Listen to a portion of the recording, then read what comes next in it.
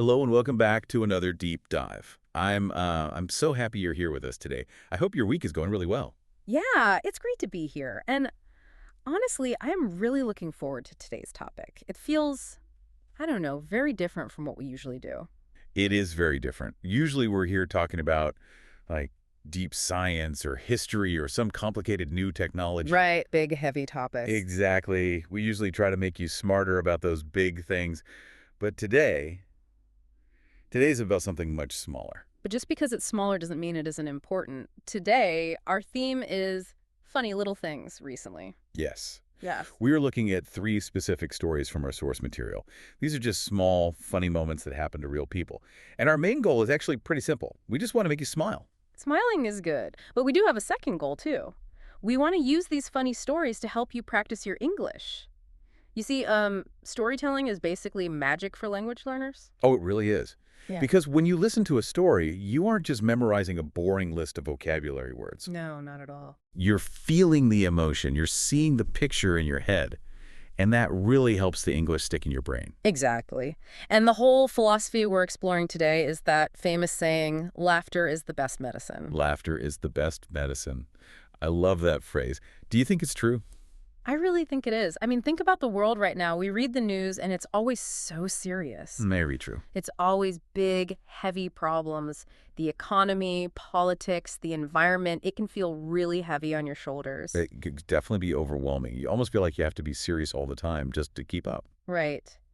But life, your actual everyday, daily life, isn't usually about global politics. Life is made up of thousands of tiny little moments. Yeah. Making coffee, walking to the bus stop, just talking to a friend. And if we aren't careful, we miss those moments. We're too busy looking at our phones or worrying about tomorrow. Precisely. So this deep dive is an invitation. We invite you to just stop, look around, and find the comedy in those small things. Because if you can laugh at the small things, the big things honestly don't seem so scary. That is a really great perspective. So we have three stories for you today. A story about a door, a story about a misunderstanding, and a story about trying to be cool. Three very classic human situations. Are you ready to unpack them? I am so ready. Let's dive in. Okay, let's start with the first story. This one is called The Invisible Man Incident. Ooh, the Invisible Man. That sounds like a science fiction movie. It does, doesn't it? Yeah. But this is definitely not science fiction. This is a story about something we all use every single day. The supermarket. Ah, the supermarket. It's such a normal, everyday place. But it's also a place where technology and people have to work together, and sometimes that relationship just completely breaks down. It definitely broke down here. So let's set the scene for our listeners. Imagine a modern supermarket. It's big, it has bright lights, and at the front, what do you usually see? You see the doors, those big glass sliding doors. Right. And we are so used to these doors. They're automatic doors. You just walk toward them and switch they open. It feels like magic. It creates a psychological expectation. In psychology, we actually call this a mental model. Okay, a mental model. Yeah. Your brain simply believes, if I walk here, the door will open. You don't even think about it anymore. It's automatic for you, not just for the door. Exactly. You feel kind of powerful. You just walk, and the physical world moves out of your way. But in our story, we have a character, let's call him the Invisible Man. He's walking to the supermarket.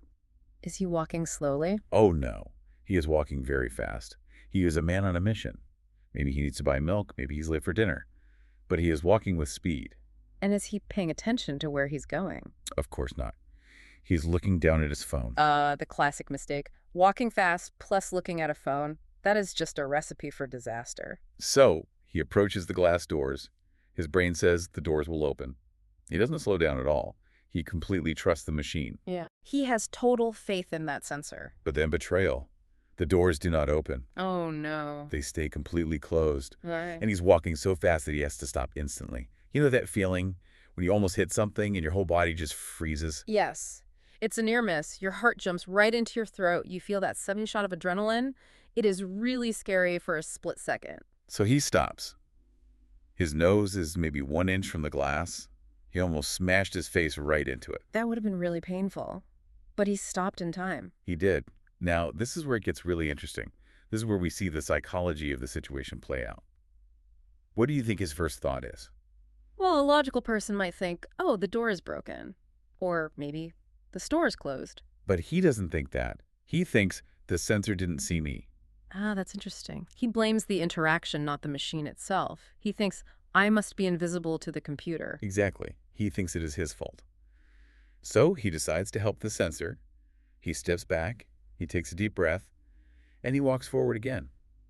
But this time he walks very, very slowly. He's treating the door like a wild animal. Like, if I move slowly, it won't be startled and it will see me. Yes, he creeps forward. He's staring right up at the sensor box above the door. He is trying to make eye contact with the machine. And does it work? It does not. The door is solid. It does not move an inch. So now the panic starts to set in. The panic starts. Yes. And the embarrassment starts. Because people are definitely watching him. There's actually a concept in psychology called the spotlight effect. It's the feeling that everyone is looking at you, even if they really aren't. But in this specific case... In this case, they actually were looking at him. He's a grown man standing in front of a glass wall, just staring at it. So what does he do next? Does he just give up and go home? No. He doubles down. He starts to move his body. He starts waving his arms around. Oh, the arm wave. We've all done the arm wave. Yes. He's waving his hands over his head. He's jumping up and down. He's moving side to side. He's dancing. He is basically dancing. He looks like he's guiding an airplane to the gate at an airport. He's thinking, if I make a really big movement, the sensor will finally wake up. He's trying to prove his existence to a door. Hello? I am here. I'm a human being. Let me in. And this goes on for 2 full minutes. Can you imagine dancing alone in front of a supermarket for 2 whole minutes? That feels like an absolute lifetime. The embarrassment must be incredibly high. It's huge. He's sweating. He's frustrated. He's standing there thinking, why does technology hate me so much? And then, how does it actually end? The climax of the story involves a hero. But the hero is not a mechanic or a store manager. The hero is a little girl, maybe 5 years old. A very small savior. A very small savior. She walks right up to the door. She sees the man dancing and waving his arms around.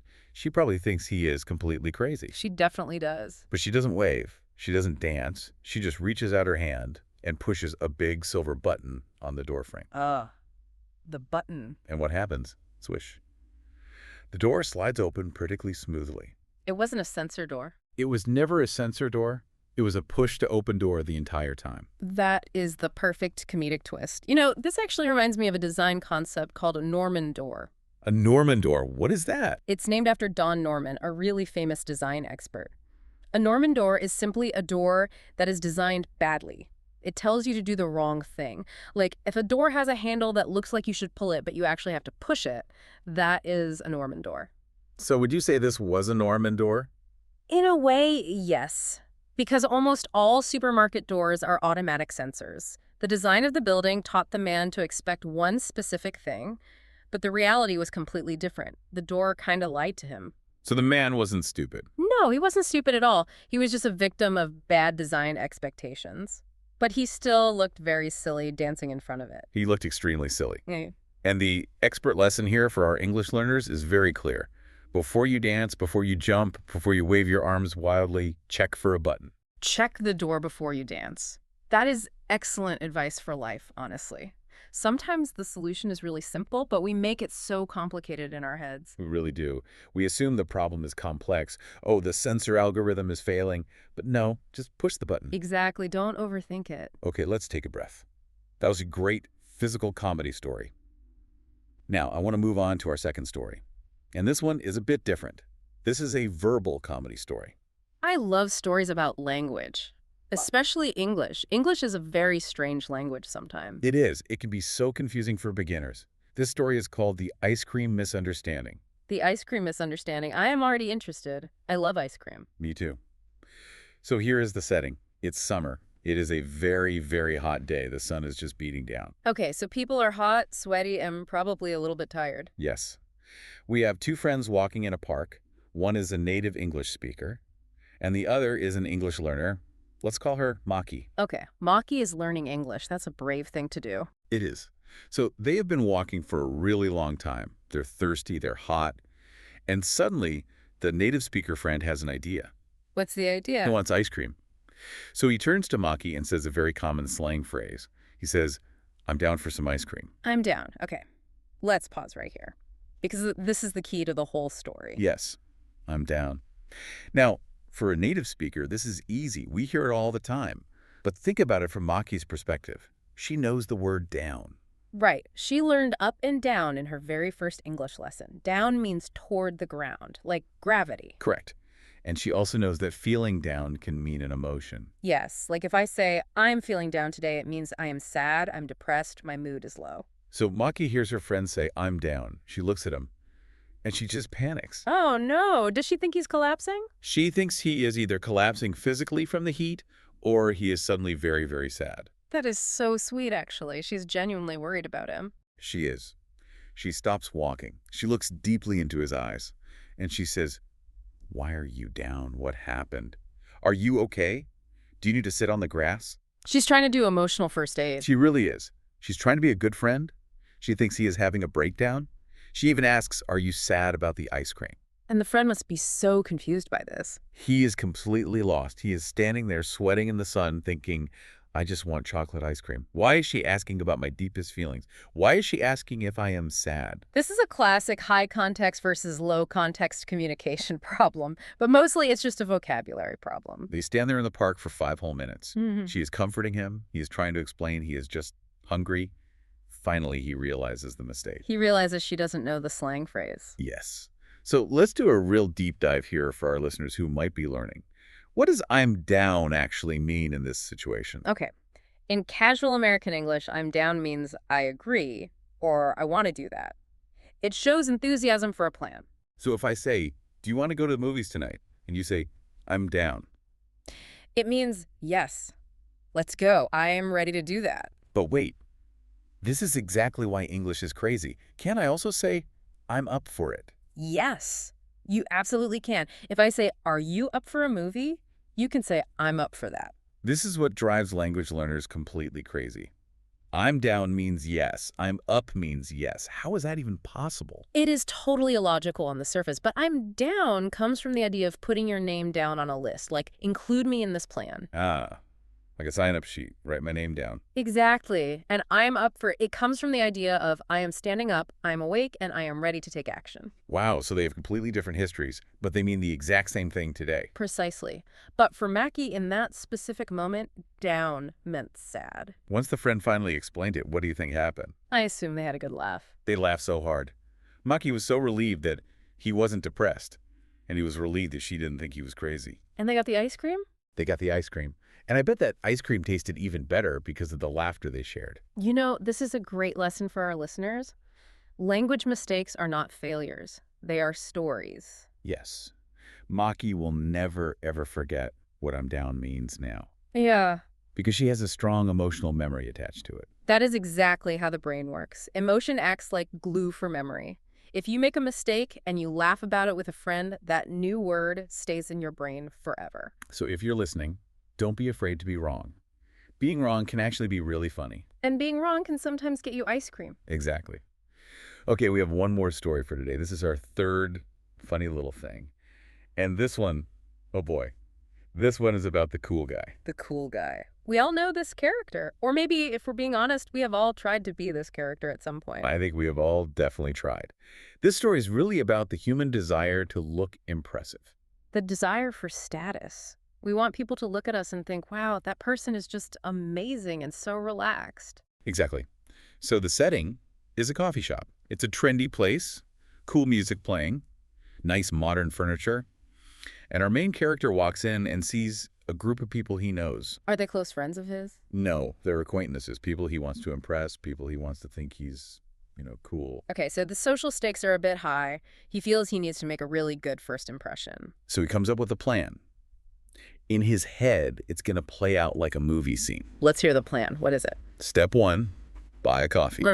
Step 2, put on his very dark, very expensive sunglasses. Indoors. Indoors. That is the key to being cool, apparently. Or the key to not seeing anything at all. Step 3, walk over to the group with a big, relaxed smile.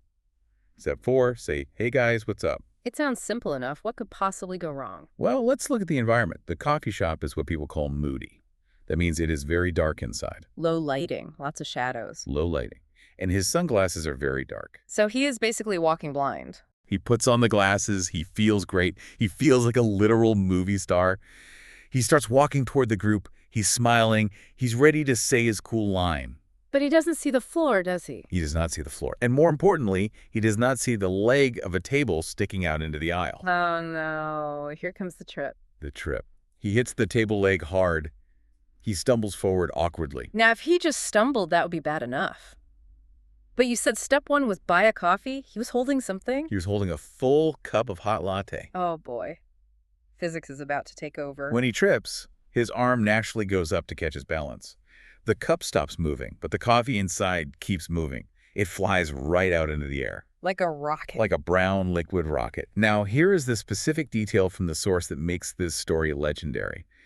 The coffee didn't just hit the floor. Wait, where did it go? There's a large potted plant nearby, like a decorative indoor tree. Okay.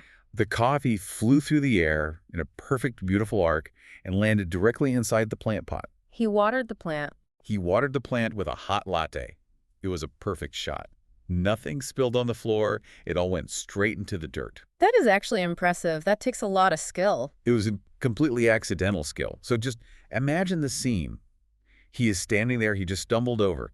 He is wearing dark sunglasses indoors, and he is holding an empty paper cup while the beautiful indoor tree next to him is drinking his coffee. The cool guy image is destroyed instantly. Instantly. He went from James Bond to the gardener in about 2 seconds.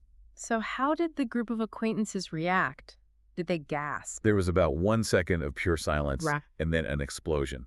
They laughed for 10 minutes straight. And how did he react? Because this is the really important part of the story. He froze for a second. He was probably mortified. But then he looked over and saw the plant dripping with milk and coffee, and he just started laughing too. Yeah. He realized how absolutely ridiculous he looked. You know, there's a psychological concept that explains why this is actually a good thing. It's called the pratfall effect. The pratfall effect. Yes. Research shows that if a person seems too perfect, people are actually a bit intimidated by them. We don't really like perfect people, but if a highly competent person makes a silly mistake, like tripping or spilling coffee, people actually like them more. Really? Because they seem human. Exactly. It makes them relatable. It shows vulnerability. When he spilled that coffee, he became a real, approachable person, not just an arrogant, cool guy hiding behind sunglasses. That makes so much sense. The group bonded with him because of the fail.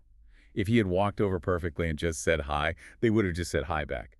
But because he watered the plant, they now have this amazing shared story. They have a memory together, and they laughed with him, not just at him, because he had the confidence to laugh at himself, too. That is the key right there. If Ah. he had gotten angry or if he just ran away in shame, it would have been incredibly awkward.